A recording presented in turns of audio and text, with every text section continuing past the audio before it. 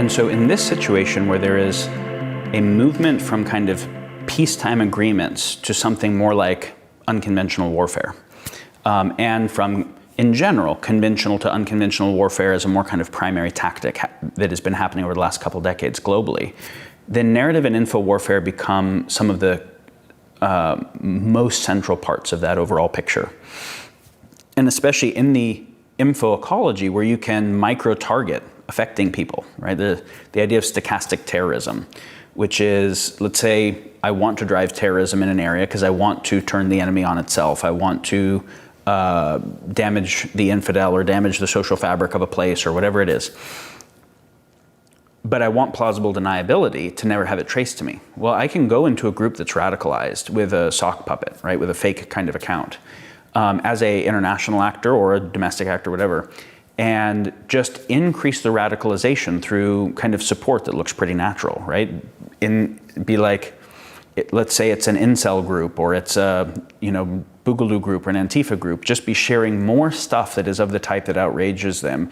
Celebrate the people who go do the acts of violence more, of what great heroes they are.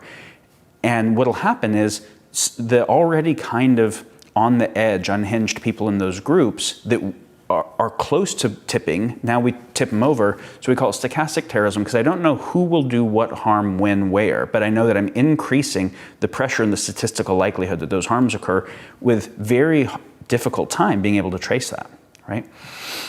So the social media kind of and algorithmic bias kind of thing, the radical asymmetric information warfare, the lack of kind of information broadcast controls, combined with the increase in narrative and info warfare, combined with the actual complexity of the problems, all of that is unique to the current situation.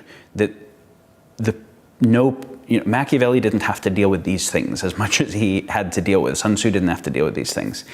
And so when we think about how do we solve any problems, the first thing we should be thinking is how do we understand the problems well enough to come up with good solutions? How do we make sure those good solutions don't cause other problems so that we don't cause problems, and so that other people who notice they cause problems don't resist the thing we're trying to do? So how do we come up with good solutions to the problem and the larger context of things that matter? And how do we make sure that enough of the world is in conversation of the right type and understanding in the right way that there's support for that? That should be the background of it. Whether I care about social justice or the environment or wealth inequality, I should care about this as the basis for the possibility of effectiveness towards it. And so then we have to say, given these things that are messing up sense-making, what would it take to start to correct them?